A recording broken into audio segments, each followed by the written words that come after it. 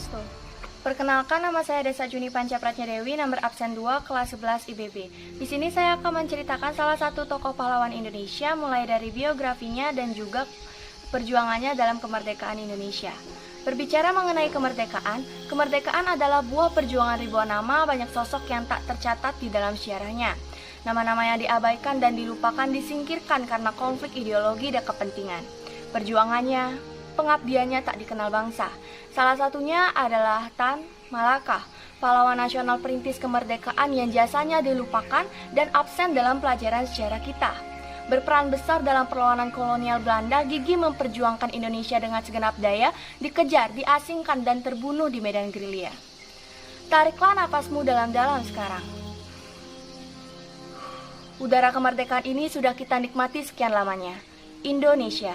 Jauh sebelum merdeka, ada sosok misterius yang menggagaskan ide negara untuk pertama kali. Pejuang revolusi yang melampaui zaman, Bapak Republik Indonesia. Namanya jarang terdengar, pencetus pertama Republik Indonesia yang gigih menentang kolonialisme. Sebagian besar hidupnya dihabiskan dalam pelarian, pembuangan, dan juga pengejaran. Tekadnya untuk negeri tak terbantahkan, gagasannya menjadi pegangan, pemikirannya diikuti tokoh-tokoh pergerakan. Inilah Tan Malaka. Tan Malaka lahir dengan nama asli Ibrahim Datuk Sultan Malaka pada tanggal 2 Juni 1897 di Pantan Gadang, Suliki, Sumatera Barat dari pasangan Rasat Caniago dan juga Sinasinabun. Tan Malaka bersekolah di salah satu sekolah Hindia Belanda yang bernama Squeak School yang berada di Bukit Tinggi. Di masa sekolahnya, Tan Malaka terkenal sebagai siswa yang cerdas. Terkenal sebagai julukannya si Pajar Merah, di usia 16 tahun pada tahun 1913, Tan Malaka melanjutkan sekolahnya di salah satu sekolah yang berada di Belanda, bernama Rijkschool School di Haarlem. Di negeri kincir angin itulah Tan Malaka mulai berkenalan dengan dunia politik dan sosialis. 6 tahun mengenyam pendidikan, Tan Malaka akhirnya kembali ke Indonesia dan menjadi seorang guru di salah satu perkebunan Deli, Sumatera Utara. Pada masa-masa itulah, dia mulai bergabung dengan Sarekat Islam dari pimpinan Cokro Aminoto. Sepak terjangnya mampu membuat Sarekat Islam dengan komunis Indonesia bersatu dan membuat para kolonial gerah. Dan untuk pertama kalinya pada 13 Februari 1922, Tan Malaka ditangkap oleh kolonial Belanda dan dibuang ke negaranya. Pembuangan Tan Malaka tidak membuatnya patah semangat, justru semangat baru datang dari diri Tan Malaka, di mana pada masa pengembaraannya Tan Malaka pernah menjadi anggota Partai Komunis Belanda dan pernah ditunjuk sebagai wakil komunis internasional untuk Asia Timur. Mulai dari 1922, Tan Malaka menjadi buronan.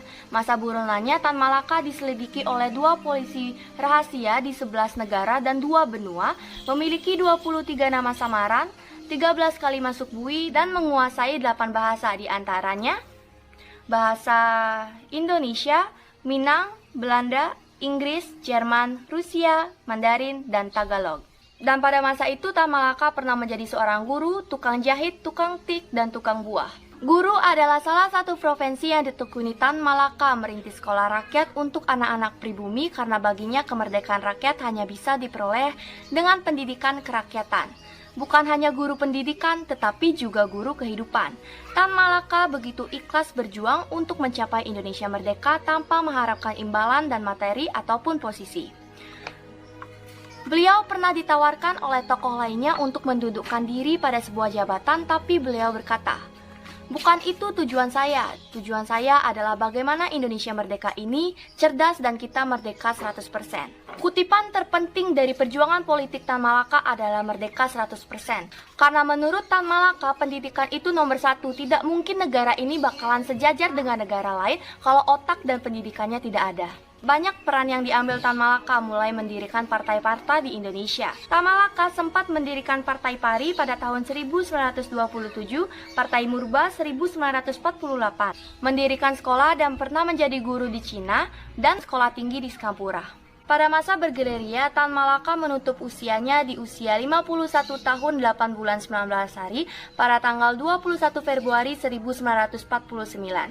Beliau dieksekusi tembak oleh TNI Tentara Republik Indonesia, Letnan 2 Sekoco dari Batalion Sikatan Divisi Briwijaya oleh Suket Tekebak orang yang diberi tugas oleh Letnan II Skocho. Kemudian perjuangan Tan Malaka dalam kemerdekaan Indonesia dan kontribusinya. Upaya yang dilakukan Tan Malaka dalam kemerdekaan ini adalah untuk pertama kali Tan Malaka menjadi seorang guru di salah satu perkebunan yang berada di Delhi. Mengajarkan anak-anak buruh pribumi karena baginya kemerdekaan hanya dapat lahir dari anak-anak penerus bangsa. Namun karena hal itulah Tan Malaka malah ditangkap dan dibuang ke Belanda. Perjalanan dari negara satu ke negara lain dilalui Tan Malaka. Dan di negeri orang untuk pertama kalinya Tan Malaka mengetik sebuah brosur panjang atau buku yang berjudul Narde Republik Indonesia pada tahun 1925. Jika diterjemahkan ke dalam bahasa Indonesia, buku tersebut berjudul Menuju Indonesia Merdeka. Di dalam bukunya, Tan Malaka menuliskan gagasannya tentang Indonesia Merdeka, mulai dari politik ekonomi yang harus dijalankan. Dan Tan Malaka lah yang memberikan nama Republik untuk Indonesia untuk pertama kalinya, dan maka dari itu dia disebut sebagai Bapak Republik Indonesia atau The True Founding Father of Indonesia. Para pergerakan Indonesia membaca buku Narde Republik Indonesia dan menjadikan gagasan yang harus dilakukan untuk kemerdekaan Indonesia. Soekarno membaca buku Narde Republik Indonesia dan menjadikannya sebagai gagasan yang harus dilakukan dalam kemerdekaan Indonesia dan menjadikannya bahan pidato dan acuan pergerakan. Awal tahun 1926, Tan Malaka kembali merilis buku yang berjudul Masa Aksi. Buku tersebut adalah sebuah buku yang menjadi inspirasi dari W.R. Supratman dalam menciptakan lagu Indonesia Raya, dan tahun 1928 diperdengarkan untuk pertama kali saat Kongres Pemuda II.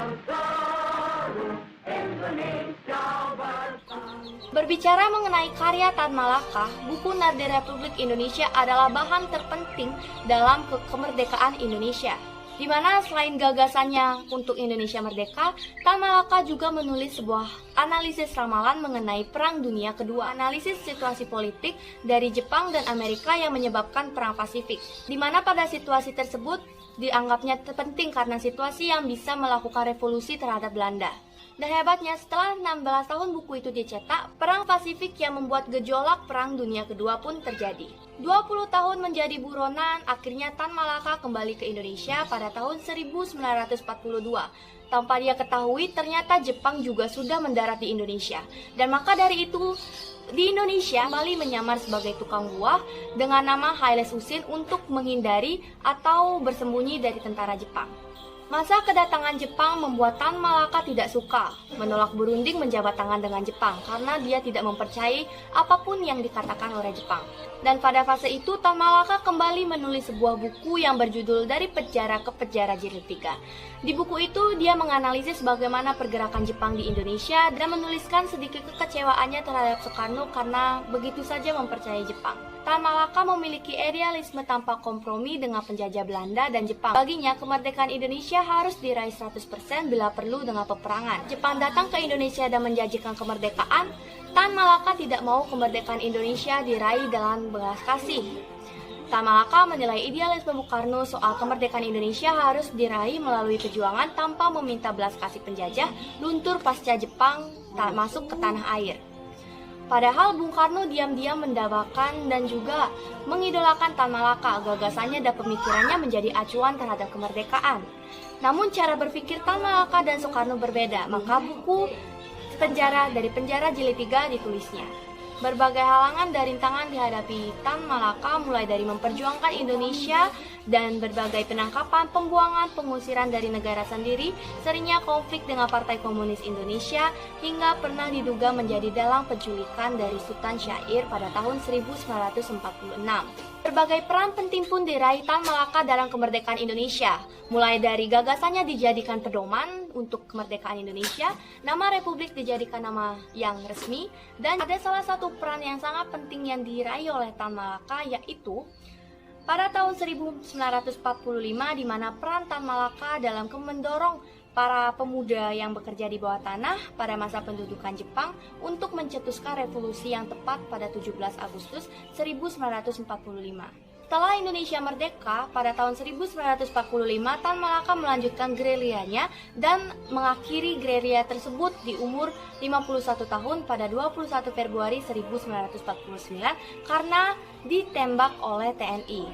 Dan pada tahun 1963, Tan Malaka akhirnya diangkat sebagai pahlawan nasional Republik Indonesia menurut Undang-Undang 53 tahun 1963 oleh Insinyur Soekarno. Dan pada masa Orde Baru, nama Tan Malaka dihapus dan dihilangkan jejaknya oleh pemerintahan Soeharto.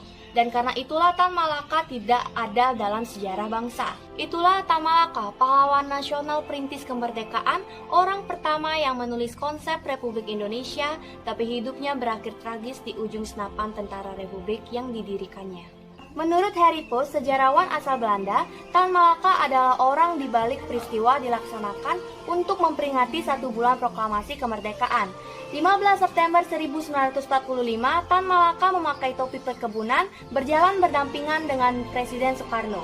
Sosok tersebut diyakini sebagai Tan Malaka sesuai dengan ciri-ciri yang diteliti selama 40 tahun.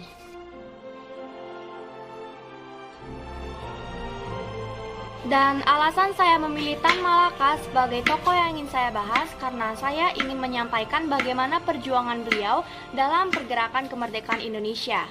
Membawa kembali namanya dalam pelajaran sejarah Indonesia karena kontribusinya dalam pergerakan sangat-sangat penting. Sebuah ketidakadilan yang didapatkan Tan Malaka. Hidup dikejar, mati dihujat, perjuangan dilupakan tetapi hasil perjuangannya dinikmati. Selain itu, saya juga sangat mendambakan idealisme dan cara pemikirannya. Saya ingin mempelajari bagaimana cara berpikir kritis dari Tan Malaka. Kedepannya, semoga nama Tan Malaka semakin berkibar seperti nama Republik yang dia diberikan. Untuk Tan Malaka kita hormat menundukkan kepala. Semoga inspirasinya tak lekang dimakan oleh massa. Sekian, terima kasih. Sampai jumpa. Om Santi Santi Santi Om.